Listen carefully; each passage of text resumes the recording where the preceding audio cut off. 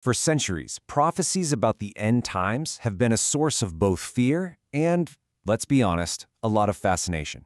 But what if we've been reading them all wrong? In this explainer, we're going to use a guide called The Fifth Ray to dive into a totally different approach, one that sees these ancient texts not as some literal roadmap to the future, but as a symbolic puzzle about our present. So right from the start, our source text throws down this massive idea. It basically says, hey, you can't treat these end-of-time prophecies like a straightforward news report. They are allegorical, they're packed with hidden meanings that need to be interpreted, not just read literally. And that single idea, it's the key to unlocking everything else we're about to explore. And that, of course, is the big question, right?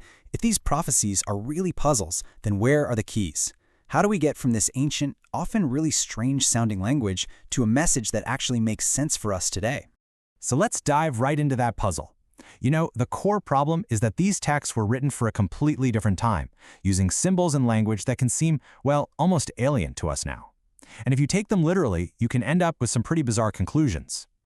I mean, look at this. A major prophecy says a huge end-times figure will show up with the word disbeliever literally written on his forehead.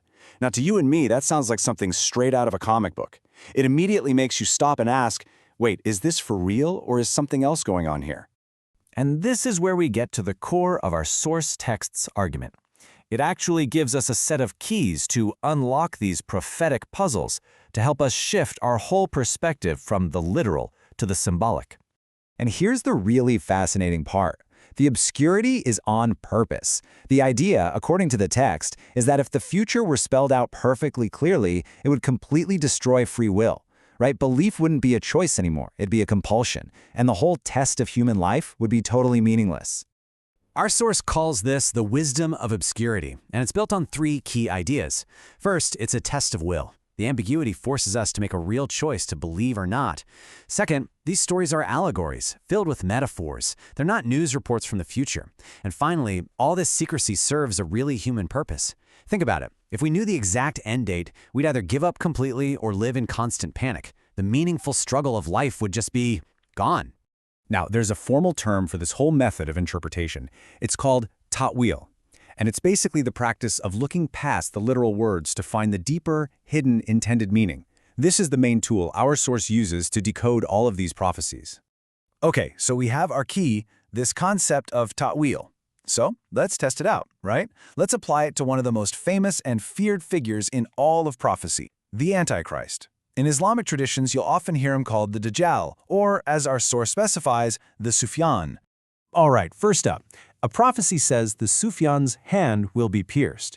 Taken literally, that's just a weird physical detail, but if we use our allegorical key, it unlocks a modern saying. What do we say about someone who wastes a ton of money? We say money just runs through their fingers, like they have a hole in their hand. See? The prophecy isn't about a physical wound at all. It's a brilliant symbolic description of his character. He's incredibly wasteful. Okay, here's another one that's just shockingly modern. The prophecy says that when this guy dies, the whole world will hear about it.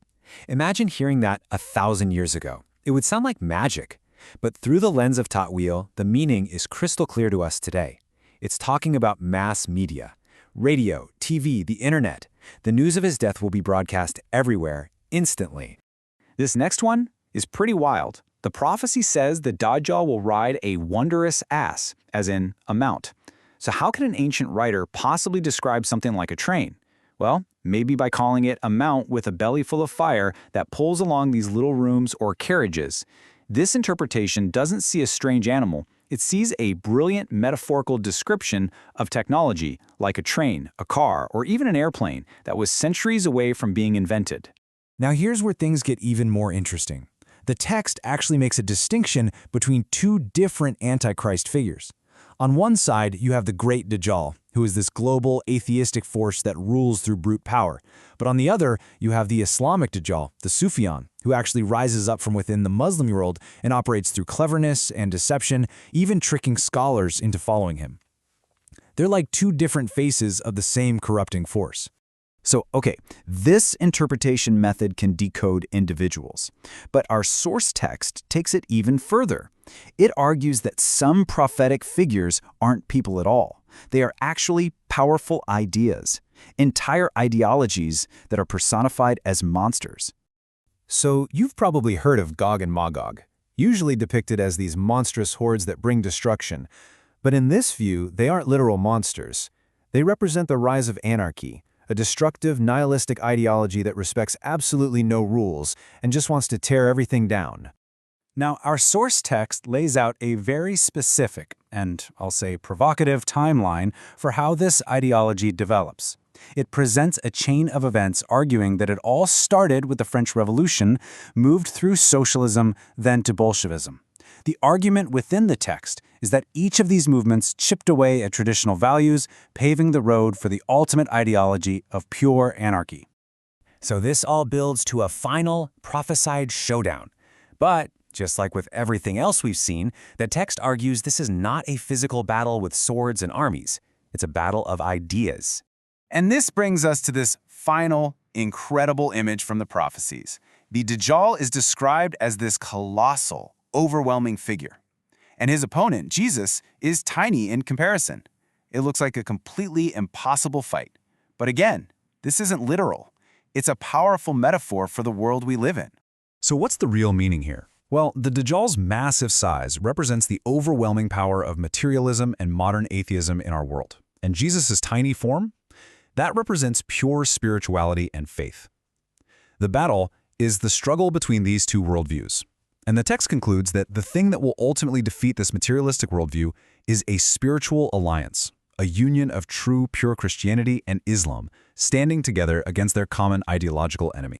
So, as we wrap all this up, what's the big takeaway? According to this interpretation, the whole point of prophecy isn't just to give us a sneak peek at the future.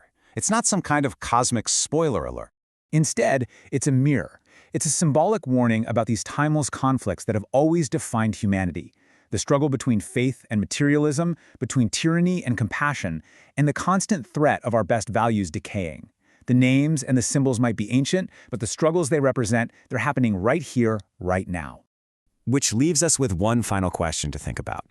Is the real point of prophecy to predict what's coming? Or is it to hold up a mirror and warn each generation about the timeless dangers that we all face within ourselves? That's the thought we'll leave you with. Thanks for joining us for this explainer.